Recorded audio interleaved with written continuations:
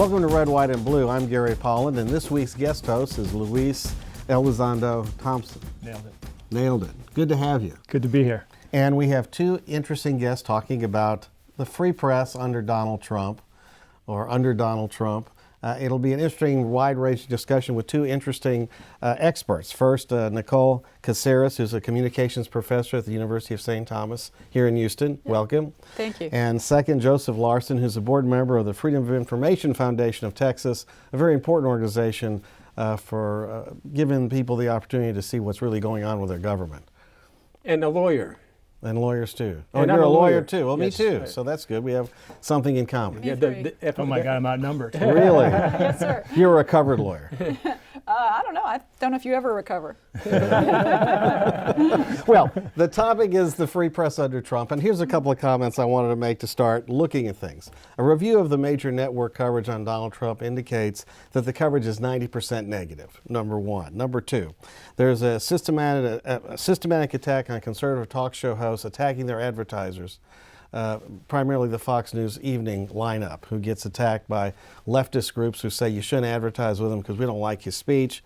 And third point is media suppression of conservative viewpoints on the internet. And the most prominent example is Prager University. Prager is a talk show host and an outstanding intellect and religious writer. He's writing his commentary on the Bibles, by the way. So that's a pretty smart guy. They've cut off him for mainstream opinions, that is the internet services, and he's got a big lawsuit against Google and YouTube and others. Fortunately, we're still on YouTube, so we're okay. But it kind of tells you kind of the context of what we're talking about. So given that atmosphere, is Donald Trump right to be attacking the media?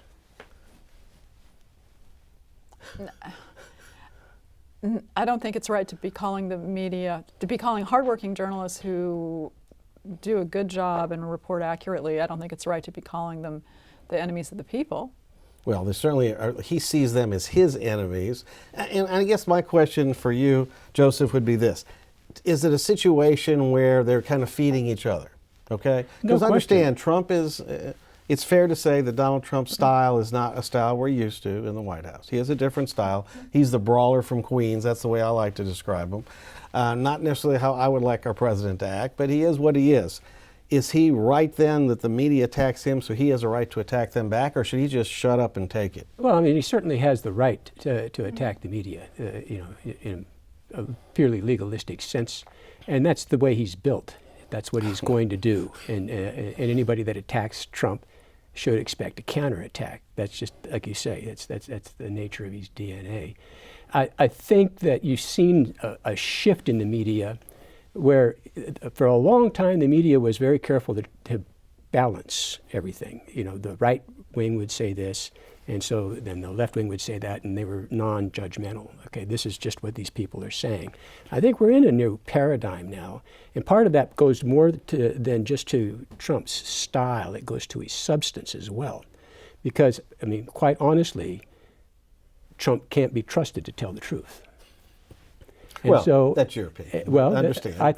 It's my opinion, but and I'll grant you that sometimes when they document him not telling the truth, they're not exactly on point. But in many instances, he has said that he hasn't said something, and the record is just as plain as day that he actually said what he's denying saying, and it happens a lot.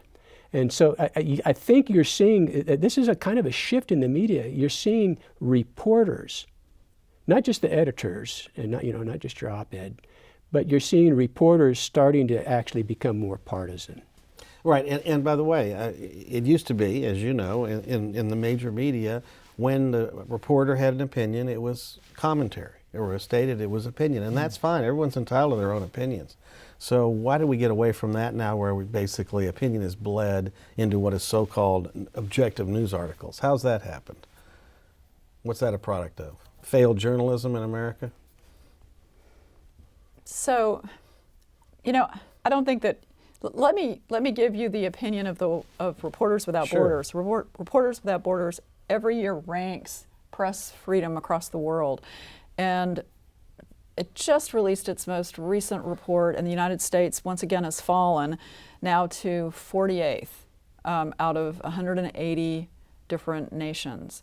So we are considered to be 48th with regard to press freedom, which is kind of shocking, I think. It was shocking to me anyway, given that we seem to believe that we have the most protected press in the world, but really that's not the case.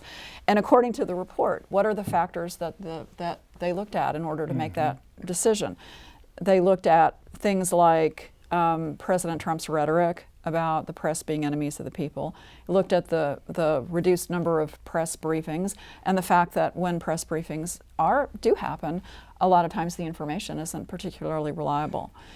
They looked at things like the president's denigration of reporters, even at his own re-election campaign rallies, where he points to the reporters kind of like they're caged animals, and may encourage his supporters to chant things about reporters, but also things like the tragic circumstances at the Capitol Gazette in Maryland, where a gunman killed 5 people at a newsroom.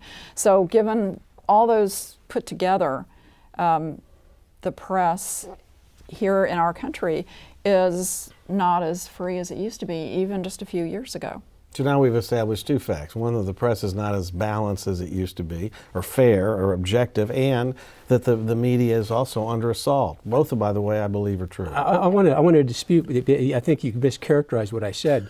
I think the press is still balanced. At least, let me. How can you say that? Well, with let me 90% negative. I mean, it's just ridiculous. Let's be honest with each other. There is an okay? objective. They don't like him. I understand that. They don't like him. I understand and that. a lot of them see him as an existential threat. I respect that opinion. And I do too. But I think when I'm saying they're no longer balanced, what they're no longer doing is just saying, okay, this is what the conservatives say, and this is what the liberals say, and that's it. I think they're starting to call strikes and balls. They're saying this is what Trump is saying, and it's not true, or it's nonsense, or it's going to. There's actually 2 challenges that the press is facing. One is that has to do with responding to whether what Trump is saying is fact or not, and then a separate challenge around the legitimacy of the entire institution as a whole.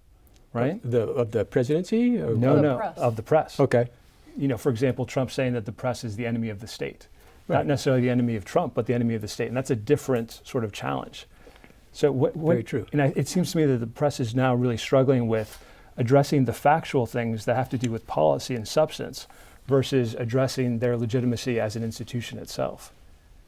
But the outlets that tend to be attacked are the ones that are the unfavorable, the ones that he at least believes are printing or publicizing stories that he thinks are unflattering to himself. Shepard Smith gets on the air and says something that's a little off center about Donald Trump, and he complains. What kind of coverage am I getting out of Fox? He complains.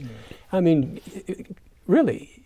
Well, if you study history, the presidents always complain about their coverage. Maybe not to the extent that Trump has, but they did. Bush complained, Obama complained, Clinton complained. This is true. I mean, Bush was accused many times of having a war on the press, and Obama has had his ups and downs. I mean, let's say that he has probably had more criminal pursuits of reporters under the Espionage Act than any other president we've had. So, Obama went into office talking about how everything was going to be so transparent and everything like that. And in the end, it was not that much different. They're all pretty much the same. Well, I don't think Trump is the same in that regard. Yeah, so tell us, what is the difference that y'all see between Bush or Obama or even Bush before that and the president that we have now? What is the big distinction in both of your minds? So I think that the press's job is to hold politicians' feet to the fire no matter what party they're from. And that's, I think, what ethical, responsible journalists do or try to do. And I think that you're exactly right, that presidents don't like that no matter what. Mm-hmm. It seems to me the difference here is that it still mattered to I hate to say the American people, when the president would say something that was deceptive or misleading. And I don't know if it's because we're just all so tired that now when the president says something deceptive or misleading, we're just like, there he goes again. And I think it's that normalization of the president of the United States being able to say things that are just simply inaccurate to the public, to the American people. If I can follow up, because Sure. you're a communications professor, one of the things I'm thinking is one of the problems we have is the decline of the media generally in the country. We have major newspapers hemorrhaging money. The number of reporters are way down all over the country. The major news magazines have been decimated. I think part of the problem is journalism as a profession seems to be dying, which is not a good thing for the country, obviously. Completely agree with you. Yes. So what do we need? And the last problem we have is because of the internet. The internet has brought us lots of good things, lots of bad things. Now the way you get news coverage is you go read what you already agreed to, you get reinforced. Okay, that's what most people do. I So agree, yeah. if you're conservative, you watch Fox News, the evening lineup. You're not interested in anything else. You don't read anything else. And I'm a conservative Republican, but I'm going to tell you, I know it's a bad thing. I read, as you probably can tell, I read all kinds of stuff, left to right, because I'm interested. And part of the thing is, I always like to say, neither party has an exclusive monopoly on wisdom. They don't. So it's important to know what the ideas are on the other side, because they may actually have something good. We're now in this situation where you have the media, and part of it, I think it's a feeding frenzy. They have fed each other. The press, the left-wing cable TV news stations have made money on Trump because Trump is news and gets people excited, and so he plays to them. And he plays to these instincts, and they're feeding each other. As they help create Trump because he was news, and he helps them make money because he's news. A lot of people either love him or hate him, and I understand both positions. Believe me, it's fascinating that it works that way. But I understand where you're coming from and where you're coming from. The information isn't accurate, and people just tune out. So the 50% or whatever it is of the country that are basically supporting Trump, they don't care. They don't care if he doesn't tell the truth the whole time. They don't care. The Obama's supporters, and when he was there, they didn't care when he didn't tell the truth. It didn't matter. And part of that is the erosion of the press. So as a professor, what do you tell these students who come to you and are interested in a real journalism career? What are they going to do? I mean, how are they going to make a living? Yeah. I ask them, do you pay for your news? Or do you expect to get it for free? Because if you expect to get it for free, then how on earth will you ever expect to be paid for doing this as a career, right? So we all have an obligation to pay for our news. I try to tell my students that, when they don't pay for news, it's like going to a grocery store and walking out with steaks under your arm and not paying for them. It's the same thing. So we all have responsibilities as citizens to support whatever source of news we prefer, that we believe in, that we trust, that they're doing a good job. And also important to try to get different opinions, because Yes. part of the problem is when you all only get reinforced, you stop thinking. Right. You become basically a robot that just follows the party line that they want you to follow, and you don't look beyond that. That's pretty dangerous. And I also tell my students they have to develop a thick skin, because you're not going to win any popularity contests reporting the news, because somebody's it's not going to like it. But I think it's frightening today, because I think that especially with social media harassment and using social media to kind of whip up your followers into a frenzy, it can be frightening. It can be dangerous. So speaking of social media, is the threat really for the press as an institution this president, or is it the sort of evolution of social media? Because, I mean, what's different now is that before the only way to communicate in mass was through media institutions. And now the president, as Donald Trump did so well in his campaign in 2016, was he went directly to voters at scale through Twitter, through Facebook, and through other mediums. So what's the real threat? Well, that's been going on long before Trump arrived on the scene. But Trump has shown a particular genius for exploiting it. In fact, there is a demediaification, if you will, going on. People are getting their news more directly. There used to be a consensus, a media consensus, if you will, and of course that's long gone. Now, with Twitter particularly, it's funny. Twitter is kind of a mob in a lot of ways, and so you have everybody's talking directly to one another, with no media, with no medium in between. And what you wind up having is the mainstream media or the elite media, or however you want to call it, actually reporting on what Twitter's doing. Somebody says something on Fox, somebody says something on Rachel Maddow, and Twitter goes after it. And then you get everybody talking about what Twitter's doing and all the memes and everything that are coming out of that. There's a demediaification going on as a result of social media or the internet more broadly, even if it's not, social media per se. And that kind of goes back to, it's baked in the cake in a lot of ways. It goes all the way back to, the Section 230 of the Communications Decency Act, where, if you're an internet service provider, you're not responsible for the content that's being put on your site. You have to go through that site and go and get the person that's responsible. So all these sites are set up, and people from all different points of view are posting to it. And so where's the need for a media, on something like that? And it's true, these particular sites draw people of like mind, and we have to be careful not to, wind up in a groupthink type of situation. Well, I think it also can be really distracting and distract us from stories that are more important, right? And there are hardworking journalists who are doing important stories that don't get traction because of what you were talking about, that the media is reporting on the Twitter, whatever is being promoted on social media, instead of the hardworking, maybe local reporter who's doing a great story that's really important to a lot of people, but they don't get traction. Part of what hurts with the decline of the media is the news gathering side of it, and that's a real problem. And it's a problem with the Trump administration. It has been a problem in previous administrations too, but it seems more acute now, where you're not creating the record to begin with. So like you try and get news.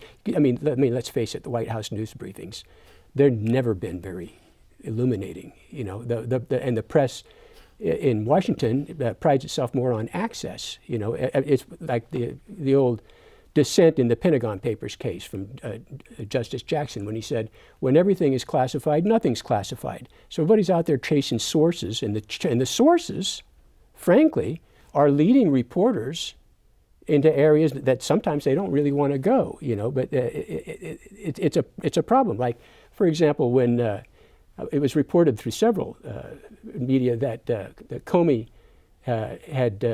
was going to say that he had told Trump 3 times that he was not under investigation. And then when Comey finally spoke, he admitted that he told Trump, "You're not under investigation." So so somebody's sources are leading them down an alley, and that's a problem. And one of the reasons we have that problem is because original sourcing, getting the documents like through a FOIA request, is getting harder and harder. Just one, through the FOIA process. 2, because they're not creating the record to begin with. And I give you as an example here, Trump's conference with Putin, of which there is no transcript. And then I was struck when the Mueller report came out, and there's this discussion about Don McGahn, his lawyer, and they're talking, and McGahn's making notes. And Trump says, "What are you doing?" He says, "Well, I'm making notes. I'm a real lawyer." And Trump says, "Real lawyers don't take notes." Well, that means that we're not getting a public record, and a report on climate change that they won't release. We're being denied the original news, and so everybody's chasing around sources. That's a big problem. Well, you pointed out something that I find of interest too that's going on now, in that very important issues that need a national discussion are ignored, or one side just says it's settled, so we just move on, even though there's never been a discussion or a consensus. We don't have that discussion because instead for the last 2 years. We've been chasing Donald Trump's collusion with the Russians, which it turned out didn't exist. Okay, so instead of talking about climate change, which is an issue that should be discussed intelligently, and not with histrionics, but like common sense discussions like we used to have in this country. And it may go back to when I was young, because it's certainly not happening now. And there are all these other issues. Infrastructure, Trump gets elected, the Democrats agreed when he gets elected, infrastructure was a priority. Well, now, we're a year and a half away from the next election. Now they're finally talking about it, because they spent all this time talking about stuff that at the end of the day was not a big deal. Russian interference with the elections, a big deal, should have been discussed. What are we doing about it? Have we done anything about it? Not really. I mean, it's just a vicious circle of going nowhere fast. That's basically what's happening. And in the process, the media has been, in my mind, has aided and abetted its own destruction. Such a significant percentage of the population doesn't trust him anymore. They really don't, because they think because of 90% negative, they're out to get Trump. Separate issue on whether Trump deserves to be gotten. That's a different issue. But when you're 90% negative, and there's positive things to cover about Trump, the economy's doing well. There's other things that could be talked about in the media, but they didn't bother to do it. So they basically have dug themselves into this hole where they don't have credibility, where their ratings are going down, where their circulation's going down, and people don't want to pay for partisan ideological coverage from the media, so they just say, "I'll get it free on the internet." It's a bad situation. I'm afraid. I know you want to talk about that, but I think he's mischaracterizing some things. But I've talked for a while. It's just me. I just have an opinion. But my fear is that journalism, as I knew it growing up, in another decade is going to be gone for good, which is a major threat in my mind to freedom of the press and our democracy itself. Well, if journalism is gone, that is a major threat to our democracy. I agree with that completely. I think there are plenty of good journalists out there who are doing good work. Mm-hmm. And I think they work hard and provide us with information that we need to know, and that's important. And that goes from national reporters, but I mentioned local reporters before, and I'll mention them again. Local reporters, that's the training ground for reporters who go on to bigger and better things, and they're out there doing good work. And if we aren't supporting them, then part of that's on us. So it's not just because people don't trust. What do we do to make sure that the media is funded so they can actually do their job? That's another question. Yeah, and sort of what I'm wondering about from your perspective is, are things on a path from your perception, because you see these students coming through your classes every single year, are we on a path to potential extinction, or are things just evolving in a direction that's not clear yet? And what might that look like? So I hope that it's the latter, that they're evolving to something that's not clear yet. I fear it may be the former, because I can see it. I can see that my students, once they realize how few jobs there are and how poorly paid they are, they start thinking about other things. So a lot of the students who start out wanting to be journalists end up going to another path, I think that's right. The underlying media economy has more to do with it than the negative coverage of Trump. In a lot of ways, Trump has salvaged the media. Can you elaborate on that? Well, what do you mean by that? What I mean by that, in the same way that he has reinvigorated the ACLU, I think that you've got a lot of people who fervently believe that Trump is ill-equipped for his position, that he's making mistakes. He's not acknowledging his mistakes. He's not involving his administration in a lot of the major things he's doing. His administration, frankly, is a mess. You have an unprecedented number of leaks, and that's because there are so many people inside the administration who are frankly shocked and dismayed by what's going on. And so I think the reason the media is declining, and I think we have to be honest that it is, has more to do, again, with the economic model. The fact that you're not getting the advertising dollars, which used to sustain the media. That's just not flowing in there now. But they're developing better models for advertising. They're constantly working toward tailoring their ads, and there's some success in that regard. You see a lot of progress on nonprofits. Like ProPublica is a good example of that.